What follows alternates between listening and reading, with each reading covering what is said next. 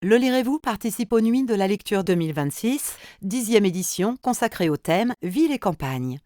Voici une lecture des textes sélectionnés par le Centre national du livre. À Angoulême, le jeune poète Lucien Chardon, bientôt de Rubempré, fréquente le salon de Louise de Bargeton, dont il tombe amoureux et avec qui il part pour Paris. Là, il plonge dans le monde des lettres et de la haute société, découvrant une ville où l'élégance des gens bien nés contraste brutalement avec la modestie de sa condition. Chef-d'œuvre de la comédie humaine, Illusion perdue peint les mœurs provinciales et parisiennes et révèle les coulisses de la librairie, du théâtre et du journalisme. Mais au-delà du réalisme de ces milieux, c'est une fresque immense des désirs et des désillusions où la quête de gloire se heurte à la cruauté sociale. Pendant sa première promenade vagabonde à travers les boulevards et la rue de la Paix, Lucien, comme tous les nouveaux venus, s'occupa beaucoup plus des choses que des personnes. À Paris, les masses s'emparent tout d'abord de l'attention. Le luxe des boutiques, la hauteur des maisons, l'affluence des voitures, les constantes oppositions que présentent un extrême luxe et une extrême misère saisissent avant tout. Surpris de cette foule à laquelle il était étranger, cet homme d'imagination éprouva comme une immense diminution de lui-même. Les personnes qui jouissent en province d'une considération quelconque et qui y rencontrent à chaque pas une preuve de leur importance ne s'accoutument point à cette perte totale et subite de leur valeur. Être quelque chose dans son pays et n'être rien à Paris sont deux états qui veulent des transitions. Et ceux qui passent trop brusquement de l'un à l'autre tombent dans une espèce d'anéantissement. Pour un jeune poète qui trouvait un écho à tous ses sentiments, un confident pour toutes ses idées, une âme pour partager ses moindres sensations, Paris allait être un affreux désert. Lucien n'était pas allé chercher son bel habit bleu, en sorte qu'il fut gêné par la mesquinerie, pour ne pas dire le délabrement de son costume, en se rendant chez madame de Bargeton à l'heure où elle devait être rentrée. Il y trouva le baron du Châtelet, qui les emmena tous deux dîner au rocher de Cancale. Lucien, étourdi de la rapidité du tournoiement parisien, ne pouvait rien dire à Louise. Ils étaient tous les trois dans la voiture. Mais il lui pressa la main, elle répondit amicalement à toutes les pensées qu'il exprimait ainsi. Après le dîner, Châtelet conduisit ses deux convives au vaudeville. Lucien éprouvait un secret mécontentement à l'aspect de du Châtelet. Il maudissait le hasard qui l'avait conduit à Paris. Le directeur des contributions mit le sujet de son voyage sur le compte de son ambition. Il espérait être nommé secrétaire général d'une administration et entrer au Conseil d'État comme maître des requêtes.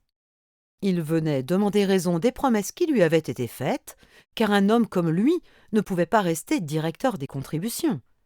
Il aimait mieux ne rien être, devenir député, rentrer dans la diplomatie. Il se grandissait. Lucien reconnaissait vaguement dans ce vieux beau la supériorité de l'homme du monde au fait de la vie parisienne.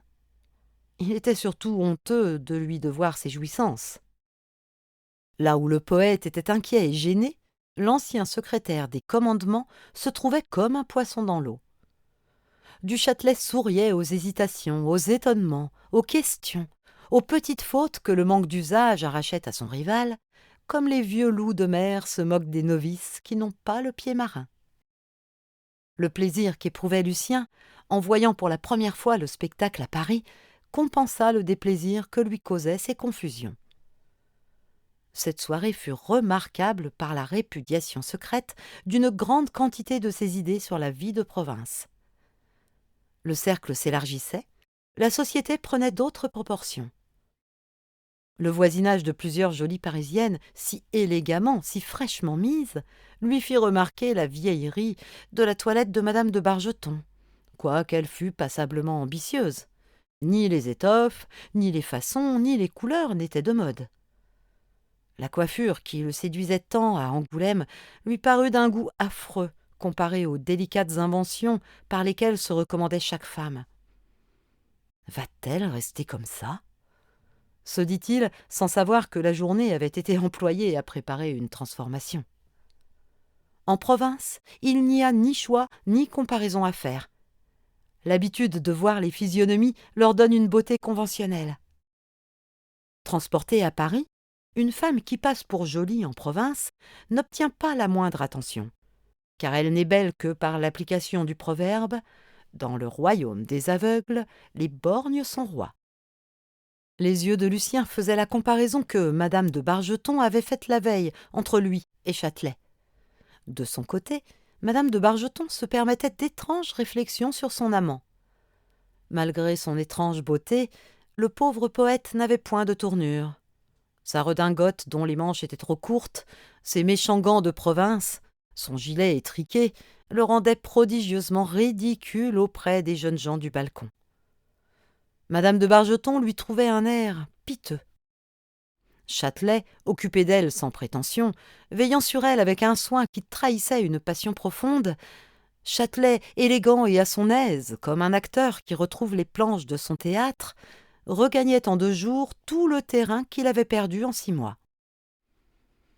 Quoique le vulgaire n'admette pas que les sentiments changent brusquement, il est certain que 2 amants se séparent souvent plus vite qu'ils ne se sont liés. Il se préparait chez madame de Bargeton et chez Lucien un désenchantement sur eux-mêmes dont la cause était Paris.